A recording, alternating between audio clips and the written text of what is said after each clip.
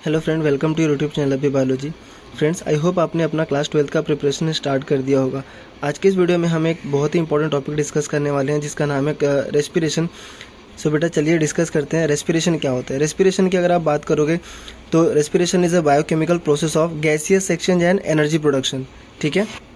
So friends, इसमें आप gaseous exchange कर रहे हो और साथ में क्या कर रहे हैं, एनर्जी प्रोडक्शन। सो फ्रेंड्स, वो एनर्जी प्रोडक्शन कैसे हो रहा है, और by the oxidation of glucose molecule. Oxidation का मतलब क्या होता है, एडिशन ऑफ ऑक्सीजन। तो जब हम गैसियस एक्सचेंज करते हैं, इंस्पिरेशन और एक्सपायरेशन करते हैं, तो ऑक्सीजन को इनहेल करते हैं। ठीक है, तो उसका ऑक्सीडेशन होता है फिर ग्लूकोज मॉलिक्यूल से। तो वो किसका फॉर्मेशन करता है, 38 ATP का फॉर्मेशन करता है। रेस्पिरेशन का बेटा मेन पर्पस ही है बॉडी एनर्जी प्रोवाइड करना। ठीक है, चलिए अब हम देखते हैं रेस्पिरेशन के कितने टाइप्स होते हैं। सो टाइप्स ऑफ रेस्पिरेशन की अगर आप बात करोगे तो रेस्पिरेशन के दो टाइप होते हैं, एक तो एरोबिक रेस्पिरेशन और दूसरा होता है एनएरोबिक रेस्पिरेशन। बेटा एरोबिक रेस्पिरेशन क्या होता है, जो आपने ऑक्सीजन के प्रेजेंस में करा है दैट इज एरोबिक रेस्पिरेशन। जो ऑक्सीजन के अब्सेंस में हुआ है दैट इज एनएरोबिक रेस्पिरेशन। जो बेटा एरोबिक रेस्पिरेशन होता है उसमें हमेशा याद रखना 38 ATP का फॉर्मेशन होता है। एनएरोबिक रेस्पिरेशन की अगर जब आप बात करोगे तो वहाँ पे लैक्टिक एसिड प्लस 2 ATP का फॉर्मेशन होता है।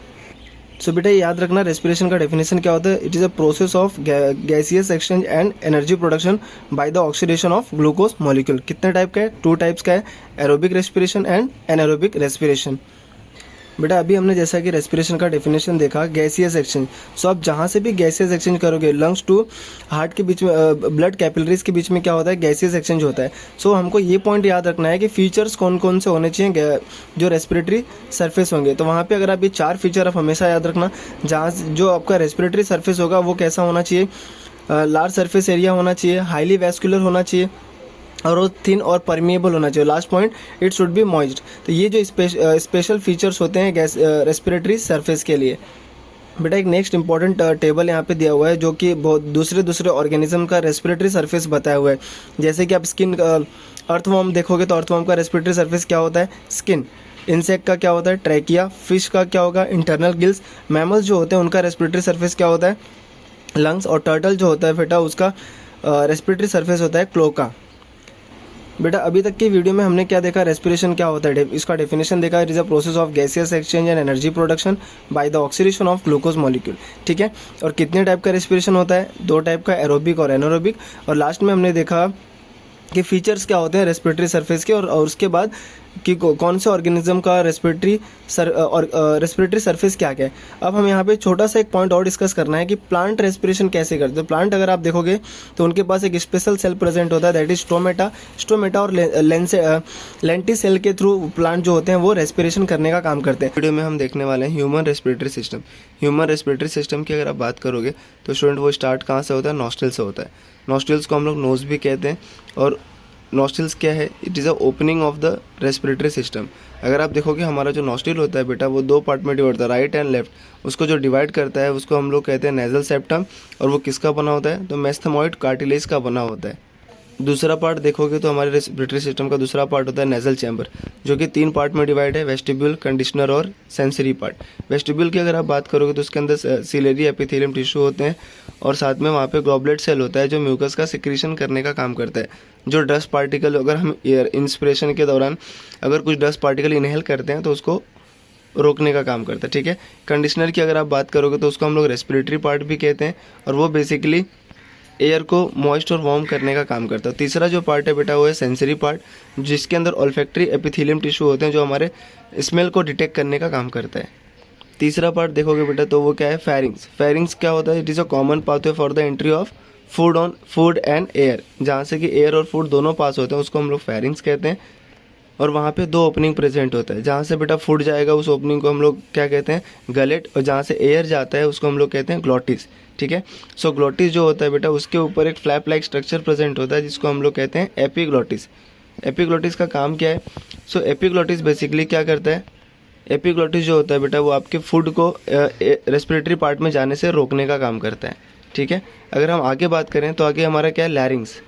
बेटा अगर हम लैरिंग्स की बात करेंगे तो लैरिंग्स को हम लोग और क्या कहते हैं, वॉइस बॉक्स कहते हैं। और यहाँ पे क्या प्रेजेंट होता है, वॉइस प्रोड्यूस करने का काम करता है हमारा वोकल कॉर्ड जो होता है बेटा उसको हम लोग कहते हैं साउंड प्रोड्यूसिंग ऑर्गन। ठीक है, सो लैरिंग्स बेसिकली वॉइस प्रोड्यूस करने का काम करता है। उसके बाद अगर आप बात करोगे तो जो मेन रेस्पिरेटरी ऑर्गन है दैट इज लंग्स। बेटा अगर हम लंग्स की बात करेंगे तो लंग्स क्या होता है, it is a principal respiratory organ, ठीक है। जो हमारा लंग्स जो होता है वो दो पार्ट में डिवाइड है, right lungs and left lungs. Right lungs अगर आप देखोगे तो यहाँ पे कितने 3 लोब्स होते हैं और लेफ्ट लंग में हमारे 2 लोब्स होते हैं, ठीक है। उसके बाद देखोगे हमारे यहाँ पे एक पार्ट दिया है बेटा, कौन सा, ट्रैकिया। ट्रैकिया क्या होता है, trachea is also known as wind pipe, है ना। इसके अंदर बेटा याद रखना कि C shape cartilage ring present होते हैं, जो क्या करते हैं, prevent the collapse of respiratory system, ठीक है। तो सी शेप कार्टिलेज कहाँ पे प्रेजेंट होता है, तो वो हमारा ट्रैकिया में प्रेजेंट होता है। और ये ट्रैकिया बेटा आगे चल के डिवाइड होता है ब्रोंकाई। यहाँ पे मैंने ब्रोंकाई नहीं लिखा है, बट याद रखना वो जो डिवाइड हो रहा है उसको हम लोग क्या कहते हैं, ब्रोंकाई। और वो ब्रोंकाई आगे चल के फर्दर डिवाइड होता है किसमें, एल्वियोलाई में। And then what is alveoli, alveoli जो होता है बेटा, it is a structural and functional unit of respiratory system, जहाँ पे कि हमारा गैसियस सेक्शन, हमारे रेस्पिरेटरी सिस्टम का मेन फंक्शन हमने क्या देखा था लास्ट वीडियो में कि गैसियस सेक्शन। तो वो गैसियस सेक्शन जो होता है बेटा वो कहाँ पे होता है, एल्वियोलर लेवल पे होता है, from higher partial pressure to lower partial pressure. So ये पॉइंट हम याद रखेंगे, स्ट्रक्चरल एंड फंक्शन यूनिट क्या है हमारे रेस्पिरेटरी सिस्टम का, तो दैट इज एल्वियोलाई, ठीक है, जहाँ पे हमारा गैसियस एक्सचेंज होगा, ठीक है। चलो आगे अगर आप देखोगे हमारा जो लंग्स होता है बेटा उसके ऊपर एक कवरिंग होती है जिसको हम लोग क्या कहते हैं, प्लूरा, ठीक है। ये प्लूरा दिख रहा है आपको ब्लैक कलर से, और उसके अंदर जो स्पेस है उसको हम लोग बोलते हैं प्लूरल स्पेस। और उस प्लूरल स्पेस में क्या फील्ड होता है हमारा, तो दैट इज़ प्लूरल फ्लूइड। इसका फंक्शन क्या है, ये भी हमको क्या करता है, आपके लंग्स को प्रोटेक्शन देने का काम करता है। साथ में नीचे आपको जो ग्रीन कलर का दिख रहा है बेटा, इसको हम लोग क्या कहते हैं, डायफ्रागम, ठीक है बेटा। इसको इसके बाद देखोगे तो क्या है, हमारा रिब्स प्रेजेंट होता है। हमारे जो रेस्पिरेटरी सिस्टम में क्या प्रेजेंट है, रिब्स प्रेजेंट है, जो क्या करेगा, लंग्स को प्रोटेक्ट करने का काम करता है। रिब्स के साथ यहाँ पे फ्रंट में एक और बोन होता है जिसको हम लोग स्टर्नम कहते हैं। इन दो रिब्स जो होते हैं उसका काउंट कितना होता है, 24, और साथ में एक स्टर्नम, दोनों को मिला दें, इन दोनों को मिला दे तो टोटल बेटा हमारे चेस्ट बोन कितने होते हैं, 25 चेस्ट बोन होते हैं। अब एग्जाम में आपको एक ये भी क्वेश्चन आ सकता है कि हमारे रेस्पिरेटरी सिस्टम कहाँ पे होता है, उसका लोकेशन कहाँ है। तो रेस्पिरेटरी सिस्टम की लोकेशन की बात करोगे तो कहाँ पे होता है, थोरैसिक कैविटी में होता है, ठीक है। और वो थोरैसिक कैविटी डिफरेंट बोन से मिलके बना होता है, ठीक है। सो ये हो गया बेटा हमारे क्या, एक ह्यूमन रेस्पिरेटरी सिस्टम जो अलग अलग पार्ट से मिलके बना है, जिसका स्टार्टिंग कहाँ से होता है, नॉस्ट्रिल से होता है, ठीक है। तो अगर अलग अलग पार्ट्स देखने जाओगे तो इसकी एनाटॉमी पूरा आपने इस वीडियो में देखा, जैसे कि स्टार्ट कहाँ से हो रहा है, nostrils, nasal chamber, pharynx, लैरिंग्स, lungs, trachea, alveoli, pleura and pleural membrane, और साथ में डायफ्रागम। यहाँ पे एक पॉइंट जो मैंने लिखा नहीं है बट मैं आपको बताया कि और क्या होता है, ब्रोंकाई होता है, ठीक है। फ्रेंड लास्ट के 2 लेक्चर में हमने देखा कि ह्यूमन रेस्पिरेटरी सिस्टम क्या होता है और रेस्पिरेशन का इंट्रोडक्शन पढ़ा था। तो आज के इस वीडियो में हम देखने वाले हैं ब्रीदिंग क्या होता है, ठीक। ब्रीदिंग की अगर आप बात करोगे तो ब्रीदिंग क्या है, एक फिजिकल प्रोसेस है जिसमें हम क्या करते हैं, सांस लेते हैं और सांस छोड़ते हैं, ठीक है। जो सांस लेने की प्रोसेस होता है उसको हम लोग क्या कहते हैं, इंस्पिरेशन, और सांस छोड़ने की जो प्रोसेस होती है उसे हम क्या करते हैं, एक्सपायरेशन, ठीक है। तो ब्रीदिंग का मतलब हो गया physical process of inspiration and expiration, जिसमें इंस्पिरेशन में अगर आप देखो तो क्या हम ब्रीद इन, और एक्सपायरेशन में क्या करते हैं, ब्रीद आउट। जब हम इंस्पिरेशन करते हैं बेटा तो क्या करते हैं, एटमॉस्फेयर से एयर को हम अपने लंग्स के पास भेजते हैं, और एक्सपायरेशन में हम क्या करते हैं, जो हमने CO2 प्रोड्यूस किया आफ्टर द गैसियस सेक्शन, वो हम एयर को क्या करते हैं, बाहर करते हैं, ठीक है। अगर आप देखोगे नॉर्मल जो ब्रीदिंग होता है बेटा वो कितना होता है, एडल्ट में देखोगे तो क्या होगा, 12 टाइम पर मिनट। एंड न्यू बॉर्न जो बेबी होते हैं उनके अंदर जो ब्रीदिंग रेट होता है वो एडल्ट से ज़्यादा होता है, ठीक है। तो उनका कितना है, 44 टाइम्स पर मिनट। और यहाँ पे एक पॉइंट और आप देख रहे होंगे, 1 inspiration and 1 expiration is known as 1 breath. तो एक बार आपने सांस लिया और एक बार आप सांस छोड़ा, उसको हम लोग क्या कहते हैं, 1 ब्रीथ। जो नॉर्मल एडल्ट में होता है 12 टाइम पर मिनट, और न्यू बॉर्न बेबी में होता है 44 टाइम्स पर मिनट। बेटा आपको एक डायग्राम दिख रहा होगा, ये इस डायग्राम का मेन पर्पस बनाने का क्या है कि आपके एग्जाम में एक बार ऐसा क्वेश्चन आया हुआ था कि जब हम इंस्पिरेशन करते हैं तो हमारे ये जो रिब्स है, इंटरकॉस्टल मसल है, थोरैसिक वॉल्यूम, इसके अंदर चेंजेस क्या होता है। इंस्पिरेशन करने का बेटा मेन पर्पस होता है ऑक्सीजन को अंदर लेना और CO2 को बाहर करना, ठीक है। हालांकि हम सिर्फ ऑक्सीजन और CO2 नहीं बाहर करते, हम लोग पूरा जो एटमॉस्फेरिक एयर होता है जिसमें नाइट्रोजन, ऑक्सीजन और CO2 तीनों होता है वो पूरा इनहेल करते हैं और वो पूरा एक्सहेल करते हैं। सो यहाँ पे एक इम्पॉर्टेंट पॉइंट आपको पढ़ना होता है कि जब हम इंस्पिरेशन कर रहे हैं या फिर जब हम एक्सपायरेशन कर रहे हैं तो ये जो पूरा हमारा थोरैसिक कैविटी है उसके अंदर क्या क्या चेंजेस हो रहा है, वो चेंजेस आपको एग्जाम में 2023 के बोर्ड पेपर में पूछा हुआ था। तो चलिए उसको डिस्कस करते हैं। बेटा जैसे यहाँ पे आप देख रहे हो दो मैंने बनाया कि इंस्पिरेशन और एक्सपायरेशन। जब आप इंस्पिरेशन करते हो तो रिब्स और स्टर्नम की पोजीशन क्या होती है, अपवर्ड एंड आउटवर्ड, ठीक है। एक्सपायरेशन जब करते हो तो वहाँ पे सीधा उसका अपोजिट होता है, downward and inward. Intercostal muscle inspiration के टाइम क्या होगा, कॉन्ट्रैक्ट, वहीं एक्सपायरेशन के टाइम क्या होगा, रिलैक्स। थोरैसिक वॉल्यूम जब हम इंस्पिरेशन करेंगे तो क्या होगा, इंक्रीज होगा, और एक्सपायरेशन में वो डिक्रीज हो जाएगा, ठीक है। डायफ्रागम का शेप कैसा होगा इंस्पिरेशन के टाइम, तो वो फ्लैट होगा, और एक्सपायरेशन में वो क्या होगा बेटा, डोम शेप होगा। एंड लास्ट पॉइंट जो होता है थोरैसिक प्रेशर इंस्पिरेशन के टाइम थोरैसिक प्रेशर क्या होगा, डिक्रीज, और एक्सपायरेशन के टाइम क्या होगा, वो इंक्रीज होगा।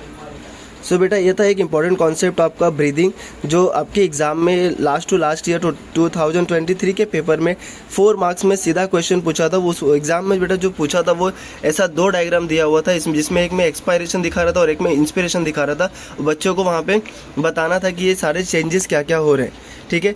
तो इस साल भी हो सकता है आपको यहाँ से क्वेश्चन मिल सकता है एग्जाम में, बट इस साल हो सकता है वो डिफरेंस बिटवीन इंस्पिरेशन और एक्सपायरेशन पूछें, ठीक है। ये जो ब्रीदिंग होता है हमारा वो बेटा वो क्या होता है, वॉलंटरी या इनवॉलंटरी, कमेंट करके मुझे ज़रूर बताएं। के वीडियो में हमने देखा रेस्पिरेशन क्या होता है, ह्यूमन रेस्पिरेटरी सिस्टम, और साथ ही में देखा था लास्ट वीडियो में इंस्पिरेशन और एक्सपायरेशन क्या होता है, ठीक है। सो बेटा जैसे हमने इंस्पिरेशन किया था उसका पर्पज़ था हमें ऑक्सीजन लेना था और CO2 को बॉडी से बाहर करना था।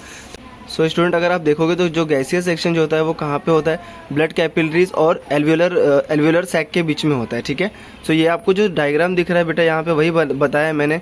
एक जो आपको ब्लैक कलर का दिख रहा है वो क्या है, वो हमारा एल्वियोलस, और साथ में जो रेड कलर दिख रहा है वो हमारा क्या है, ब्लड कैपिलरीज। बेटा आपको एक पॉइंट याद रखना है कि जो ब्लड कैपिलरीज होते हैं उनके पास ऑक्सीजन और CO2 दोनों ही होता है, ठीक है। उसका उनको क्या करना है, अभी गैसियस एक्सचेंज करना है। तो हमेशा याद रखना है जो गैसियस एक्सचेंज किसके बिटवीन में होता है, तो एल्वियोलस एंड ब्लड कैपिलरीज। अगर आप देखोगे बेटा तो किसका बना हुआ होता है, सिंपल स्क्वामस एपिथेलियम टिश्यू का बना होता है।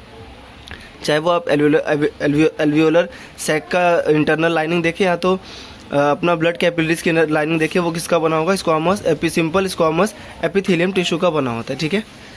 स्टूडेंट अब हमें देखना है कि जो हमारा ये आपको दिख रहा है ब्लड कैपिलरीज और एल्वियोलस, यहाँ पे क्या होगा, गैसियस एक्सचेंज होगा। जो भी CO2 यहाँ पे ब्लड कैपिलरीज में है वो कहाँ से, ब्लड कैपिलरीज से कहाँ पे जाएगा, एल्वियोलर सैक में, और alveolar sac through the lungs इसको बॉडी से बाहर कर देगा। और जो भी ऑक्सीजन हमने लंग से लिया है, एयर से लिया है बेटा, वो कहाँ पे है, एल्वियोलर सैक में है, और उसको हमको डिफ्यूज़ करना है कहाँ पे, ब्लड कैपिलरीज में, और पूरी बॉडी तक डिस्ट्रीब्यूट करना है, ठीक है। तो अब ये बेटा प्रोसेस कैसे होगा, चलिए उसको देखते हैं। अब स्टूडेंट ये देखना है कि हमको जो गैसियस एक्सचेंज होता है वो कैसे होता है। तो गैसियस एक्सचेंज जो होता है बेटा वो कैसा होता है, बाय द डिफ्यूजन। और डिफ्यूजन कैसे होगा, from higher partial pressure to lower partial pressure. तो आपको सिंपली यहाँ पे याद रखना है कि CO2 का पार्शियल प्रेशर कितना होगा और ऑक्सीजन का पार्शियल प्रेशर कितना होगा। बेटा इसको याद रखने का एक सिंपल सा ट्रिक है, आपको ये पता होना चाहिए कि CO2 को हमको क्या करना है, बॉडी से बाहर करना है, और ऑक्सीजन को बॉडी के अंदर भेजना है। सो हमेशा ये जो डिफ्यूजन होता है वो कहाँ से होता है, अभी हमने देखा higher partial pressure to lower partial pressure. तो यहाँ पे अगर आप देखोगे जो पार्शियल प्रेशर ऑफ ऑक्सीजन वो कहाँ पे ज़्यादा होना चाहिए, पहले आपको पर्पस याद है कि CO2 को सर बॉडी से बाहर भेजना है। तो आप देखोगे यहाँ पे जो एल्वियोलर सैक में पार्शियल प्रेशर है बेटा वो कितना है, 40 mmHg, और जो ब्लड कैपिलरीज में पार्शियल प्रेशर है वो कितना है, 45। तो डिफ्यूजन कहाँ से होगा, कहाँ से कहाँ होगा, ब्लड कैपिलरी से एल्वियोलर सैक में होगा। तो देखो बेटा यहाँ पे वही लिखा है, CO2 diffuse from the capillary to alveolus. जैसे ही CO2 एल्वियोलस में आया हम उसको क्या करेंगे, बॉडी से बाहर कर देंगे, ठीक है। तो सेम एज इट इज अब देखेंगे अगर पार्शियल प्रेशर ऑफ ऑक्सीजन, तो ऑक्सीजन का पार्शियल प्रेशर की बात करोगे तो एल्वियोलस में कितना है, 104 mmHg, और ब्लड कैपिलरीज में कितना है, 40 mmHg। अब देखोगे इसका डिफ्यूजन कहाँ से कहाँ होगा, एल्वियोलस टू ब्लड कैपिलरी में क्या होगा, ऑक्सीजन का डिफ्यूजन हो जाएगा, और ये oxygen through the blood capillaries पूरी बॉडी में आर्टरी के थ्रू सप्लाई हो जाएंगे, ठीक है। सो ये भी देखो यहाँ पे वही लिखा है, oxygen diffuses from the alveolus to blood capillary. तो ये बेटा सिंपल सा एक प्रोसेस है जो आपको याद रखना है कि कहाँ पे पार्शियल प्रेशर किसका ज़्यादा होता है, from higher partial pressure to lower partial pressure gaseous exchange होता है, ठीक है। सो ये सिंपल कॉन्सेप्ट था बेटा जो आपके एग्जाम के लिए बहुत इंपॉर्टेंट है। ये डायग्राम जो आपके बुक में देखोगे तो दिया है, तो बहुत बार डायग्राम आपसे एग्जाम में पूछता है। बेटा अभी तक के वीडियो में हमने देखा कि ह्यूमन रेस्पिरेटरी सिस्टम क्या होता है और उसका गैसियस एक्सचेंज कैसे होता है, ठीक है। तो आज के इस वीडियो में हम देखेंगे कि ट्रांसपोर्टेशन ऑफ गैसेस, हम गैस का ट्रांसपोर्टेशन कैसे करते हैं। तो बेसिकली अगर आप बात करोगे तो कौन कौन से गैस का ट्रांसपोर्टेशन होता है, तो वो 2 गैसों का ट्रांसपोर्टेशन हम करते हैं, ऑक्सीजन और कार्बन डाइऑक्साइड। तो चलिए पहले बात करते हैं कि ऑक्सीजन का ट्रांसपोर्ट कैसे होता है। ऑक्सीजन ट्रांसपोर्टेशन की अगर आप बात करोगे तो उसका 2 तरीके से ट्रांसपोर्ट होता है, एक तो बाय प्लाज्मा और दूसरा बाय हीमोग्लोबिन। प्लाज्मा के थ्रू अगर आप देखोगे तो 3% ट्रांसपोर्टेशन जो होता है हमारा वो प्लाज्मा के थ्रू होता है। बाकी जो 97% बच गया बेटा वो कैसे होता है, हीमोग्लोबिन के थ्रू ट्रांसपोर्ट होता है ना। चलो अगर हम आगे बात करें तो जो प्लाज्मा में से ट्रांसपोर्टेशन होगा वो कैसे होगा, in the dissolve state. Dissolve state से प्लाज्मा में जो 3% अपना ऑक्सीजन का ट्रांसपोर्टेशन होता है। अब बाकी का अगर आप बात करेंगे कौन सा, हीमोग्लोबिन, तो हीमोग्लोबिन से 97%। अगर आप जैसे आपने ब्लड पढ़ा होगा, सो ब्लड में क्या होता है बेटा, दो चीज़ें होती हैं, प्लाज्मा होता है और दूसरा क्या होता है, ब्लड कैप्सूल्स। तो ब्लड कैप्सूल्स में एक इरिथ्रोसाइट, ल्यूकोसाइट और प्लेटलेट्स होते हैं, ठीक है। इसमें इरिथ्रोसाइट जिसको हम लोग आरबीसी कहते हैं, उसी आरबीसी में क्या होता है बेटा, हीमोग्लोबिन। हीमोग्लोबिन क्या है देखते हैं यहाँ पे, हीमोग्लोबिन क्या है, it is a respiratory pigment which help in transportation of oxygen, जो ऑक्सीजन को ट्रांसपोर्ट करने में हेल्प करता है, ठीक है। एक पॉइंट आप लोग और याद रखना, जो हीमोग्लोबिन का ब्रेकडाउन होता है तो क्या बनता है, हीमोग्लोबिन का ब्रेकडाउन होता है बेटा तो क्या बनता है, बिलिरुबिन, बिलिवर्डिन और यूरोक्रोम बनता है, ठीक है। ये सारे क्या है, कलरिंग पिगमेंट है, ये सारे आपके क्या है, कलरिंग पिगमेंट। चलो अब अगर हम टॉपिक की बात करें तो 97% जो ट्रांसपोर्टेशन हो रहा है बेटा वो कैसे हो रहा है, बाय द हीमोग्लोबिन। तो यहाँ पे अगर आप देखोगे तो हीमोग्लोबिन किससे बाइंड होता है, ऑक्सीजन मॉलिक्यूल से बाइंड होता है। एक हीमोग्लोबिन बेटा 4 ऑक्सीजन मॉलिक्यूल को अपने साथ लेकर के जाता है, ठीक है। और वो क्या बनाएगा, ऑक्सी हीमोग्लोबिन, क्या बनाता है, ऑक्सी हीमोग्लोबिन। और ये ऑक्सी हीमोग्लोबिन आगे जाके फिर से क्या होगा, डिसोसिएट हो जाएगा, तो किस में टूट जाएगा, हीमोग्लोबिन प्लस ऑक्सीजन, और ये ऑक्सीजन आपके टिश्यू को मिल जाएगा, ठीक है, पर्टिकुलर टिश्यू को ऑक्सीजन मिल गया। तो ये होता है हमारा ट्रांसपोर्टेशन ऑफ ऑक्सीजन। अब यहाँ पे याद रखना बेटा, जो अपना ऑक्सी हीमोग्लोबिन है ये कैसा होता है, ये एसिडिक पीएच का होता है। कैसा होगा, एसिडिक पीएच है ना। तो उसको मेंटेन करने के लिए बेटा क्लोराइड शिफ्ट होता है। क्या होता है, क्लोराइड शिफ्ट। जो क्लोराइड शिफ्ट होगा वो क्या करता है, पूरा आयोनिक बैलेंस करने का काम करता है, ठीक है, पीएच को मेंटेन करता है। उसके आगे अगर हम बात करेंगे अब क्या, कार्बन डाइऑक्साइड। तो कार्बन डाइऑक्साइड देखोगे तो बेटा ये 2 तरीके से हो रहा था, बट ये हमारा 3 तरीके से होता है। पहला by plasma 7%, by the bicarbonate ion 70% and by RBC 23%। तो यहाँ सेम एज इट इज बेटा, जो कार्बन डाइऑक्साइड है प्लाज्मा में 7% डिजोल्व स्टेट में ट्रांसपोर्ट हो जाता है, बट बाइकार्बोनेट आयन के साथ सबसे मैक्सिमम ट्रांसपोर्टेशन होता है, दैट इज 70%। अब ये कैसे होगा, आपकी आरबीसी में बेटा एक और जिंक कंटेनिंग एंजाइम होता है। क्या, जिंक कंटेनिंग एंजाइम, जिसका नाम क्या है, कार्बोनिक एनहाइड्रेज। वो कार्बोनिक एनहाइड्रेज कार्बोनियम आयन बनाता है बेटा, उसके थ्रू हमारा बाइकार्बोनेट आने के थ्रू पूरा 70% ट्रांसपोर्टेशन होता है। किसका, 70% ट्रांसपोर्टेशन होता है हमारा CO2 का। उसके बाद लास्ट पॉइंट देखेंगे आरबीसी। आरबीसी के साथ भी हमारा जो कार्बन डाइऑक्साइड है वो 23% ट्रांसपोर्ट होता है। उसमें भी आपको याद रखना है कि कहाँ से होगा, तो हीमोग्लोबिन में जो अमाइनो ग्रुप होगा, amino group of haemoglobin, haemoglobin के जो अंदर जो अमाइनो ग्रुप है बेटा उसके साथ मिलकर के 23% ट्रांसपोर्टेशन होता है। तो एग्जाम में बहुत बार ये क्वेश्चन आपको मिलेगा, explain the transportation of CO2 और the explain the transportation of oxygen. तो आपको याद रखना है ये सारे पॉइंट्स। और बहुत बार एग्जाम में बेटा MCQs में आपको मिलेगा कि कहाँ पे कितना परसेंटेज है, तो 7% CO2 का परसेंटेज कितना % ट्रांसपोर्ट कैसे हो रहा है। तो एग्जाम में ऐसे क्वेश्चन आपको बहुत सारे मिल सकते हैं, आपके बोर्ड एग्जाम में भी और आपको अदर कॉम्पिटिटिव एग्जाम में भी आपको क्वेश्चन मिल सकते हैं, ठीक है फ्रेंड। आज के इस वीडियो में हम डिस्कस करने वाले हैं human respiratory disorder. Respiratory disorder basically क्या होता है बेटा, जो हमारे रेस्पिरेटरी सिस्टम को अफेक्ट करे। जैसे कि किसको अफेक्ट करे, आपके नॉस्ट्रिल्स को अफेक्ट करे। नॉस्ट्रिल से स्टार्ट होके कहाँ पे, लैरिंग्स हो गया, फेरिंग्स हो गया, या फिर हमारे लंग्स को, हमारे जो भी रेस्पिरेटरी ऑर्गन को कुछ अफेक्ट कर रहा है उसको हम लोग क्या बोलेंगे, रेस्पिरेटरी डिसऑर्डर। तो बेटा आज के इस वीडियो में हम क्या ऐसे कुछ इंपॉर्टेंट रेस्पिरेटरी डिसऑर्डर देखने वाले हैं जो आपके एग्जाम के लिए बहुत इंपॉर्टेंट है, ठीक है। तो चलिए सबसे पहला इसमें आप देखेंगे तो क्या नाम आता है, एम्फाइसेमा। एम्फाइसेमा की बात करेंगे बेटा तो बेसिकली इसमें क्या होता है, जो आपके एल्वियोलाई होते हैं, क्या होते हैं, जो आपके एल्वियोलाई होती है उनमें क्या होते हैं, डैमेज हो जाती है। एल्वियोलाई डैमेज होने की वजह से क्या होगा बेटा, यहाँ पे आपका प्रॉपर गैसियस एक्सचेंज नहीं हो पाएगा।